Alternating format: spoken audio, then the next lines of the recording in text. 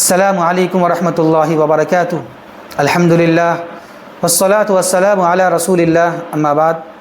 300 تک سوالات و جوابات دیے جا چکے ہیں، آگے انشاءاللہ اس کو بیان کیا جا رہا ہے۔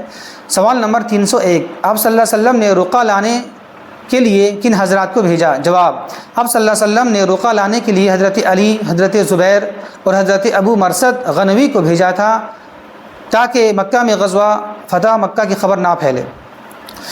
سوال نمبر 302، فتح مکہ میں اسلامی لشکر کی تعداد کتنی تھی؟ جواب، فتح مکہ میں اسلامی لشکر کی تعداد 10,000 تھی۔ سوال نمبر 303، مدینہ پر کس کی تقرری ہوئی؟ جواب، مدینہ پر ابو رحم غفاری رضی اللہ تعالیٰ عنہ کی تقرری ہوئی۔ یہ سوال نمبر 303 کا جو جواب ہے یہ ہے مدینہ پر ابو ذر ہونا چاہیے۔ ابو ذر یہاں غلط لکھا ہوا ہے، ابو رحم، لیکن ابو ذر ہونا چاہیے۔ نام صحیح کیا ہے؟ مدینہ پر ابو ذر غفاری رضی اللہ تعالیٰ عنہ کی تقرری ہوئی۔ سوال نمبر 304، فتح مکہ سے پہلے بیت اللہ میں کتنے بت تھے؟ جواب، فتح مکہ سے پہلے بیت اللہ میں 360 بت تھے۔ سوال نمبر 305، فتح مکہ کے بعد آپ صلی اللہ علیہ وسلم نے قریش کے لوگوں کے ساتھ کیا سلوک کیا؟ جواب، فتح مکہ کے بعد آپ صلی اللہ علیہ وسلم نے وہی برتاؤ کیا جو حضرت یوسف علیہ السلام نے اپنے بھائیوں کے ساتھ کیا تھا۔ لا تثریب علیکم اليوم، آج تم پر کوئی بدلہ نہیں لیا جائے گا، جاؤ تم سب آزاد ہو۔ سوال نمبر 306، آپ صلی اللہ علیہ وسلم نے کعبے کی کنجی کس کے ہاتھ میں سونپی؟ جواب، آپ صلی اللہ علیہ وسلم نے کعبے کی کنجی حضرت عثمان بن ابی طلحہ کے ہاتھ میں سونپی۔ سوال نمبر 307، فتح مکہ کے بعد آپ صلی اللہ علیہ وسلم نے حضرت بلال کو کیا حکم دیا؟ جواب، آپ صلی اللہ علیہ وسلم نے حضرت بلال کو حکم دیا کہ وہ کعبہ کی چھت پر چڑھ کر اذان دیں۔ سوال نمبر 308، فتح مکہ کے بعد آپ صلی اللہ علیہ وسلم نے کتنے اکابر مجرمین یعنی بڑے بڑے جو مجرمین تھے یہ مکہ کے، اس کا خون کو رائیگاں قرار دیا، یعنی کہ ضائع قرار دیا کہ اس کو خون بہا دیا جائے، کہ ایسی بات نہیں، گناہ نہیں ہوگا، یہ ہے مطلب۔ جواب، آپ صلی اللہ علیہ وسلم نے 9 اکابر مجرمین یعنی بڑے بڑے جو مجرمین تھے مکہ کے، اس کا خون رائیگاں یعنی کہ آدمی خون کر سکتا ہے، کوئی ایسی بات گناہ والی بات نہیں ہے، خون کو رائیگاں قرار دیتے ہوئے کہا کہ اگر وہ کعبہ کے پردے کے نیچے پا جائیں تو انہیں بھی قتل کر دیا جائے۔ سوال نمبر 309، ان اکابر مجرمین میں کتنے قتل کیے گئے، کتنے بخش دیے گئے، معاف کر دیے گئے؟ جواب، 9 میں سے 4 قتل کیے گئے اور 5 کی جان بخشی ہوئی اور انہوں نے اسلام قبول کر لیا۔ سوال نمبر 310، فتح مکہ کے وقت آپ صلی اللہ علیہ وسلم نے کون سی نماز پڑھی اور کہاں پڑھی؟ جواب، فتح مکہ کے وقت آپ صلی اللہ علیہ وسلم نے چاشت کی نماز پڑھی اور ام ہانی بنت ابی طالب کے گھر میں پڑھی۔ سوال نمبر 311، فتح مکہ کے بعد آپ صلی اللہ علیہ وسلم نے مکہ میں کتنے دن قیام فرمایا؟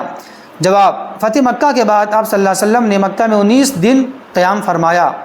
سوال نمبر 312، عزا ایک بت کا نام ہے، عزا کے بت کو ڈھانے کے لیے آپ صلی اللہ علیہ وسلم نے کس کو بھیجا؟ جواب، عزا کے بت کو ڈھانے کے لیے آپ صلی اللہ علیہ وسلم نے حضرت خالد بن ولید کے ساتھ 30 سواروں کو بھیجا۔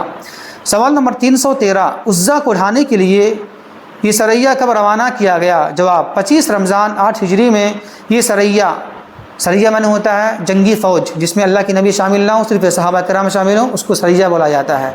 یہ سریہ خالد بن ولید کے کمانڈری میں اور ان کی ماتحتی میں روانہ کیا گیا۔ سوال نمبر 314، سواع نامی بت کو ڈھانے کے لیے آپ صلی اللہ علیہ وسلم نے کس کو روانہ کیا؟ جواب، سواع نامی بت کو ڈھانے کے لیے آپ صلی اللہ علیہ وسلم نے حضرت عمر بن عاص کو بھیجا۔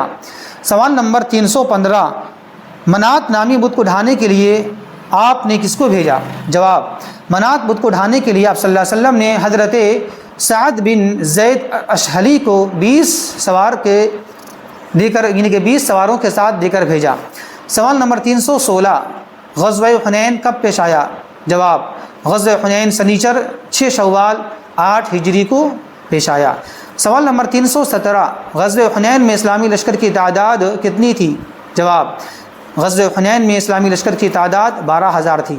سوال نمبر 318، غزوہ حنین میں مسلمانوں کو مال غنیمت کے طور پر کیا ملا؟ جواب، غزوہ حنین میں غنیمت کے طور پر 6,000 قیدی، 24 اونٹ، 40,000 سے زیادہ بکریاں، 4,000 اوقیہ چاندی یعنی 1,60,000 درہم، جس کی مقدار تقریباً 6 کنٹل یعنی 600 کلو تھی۔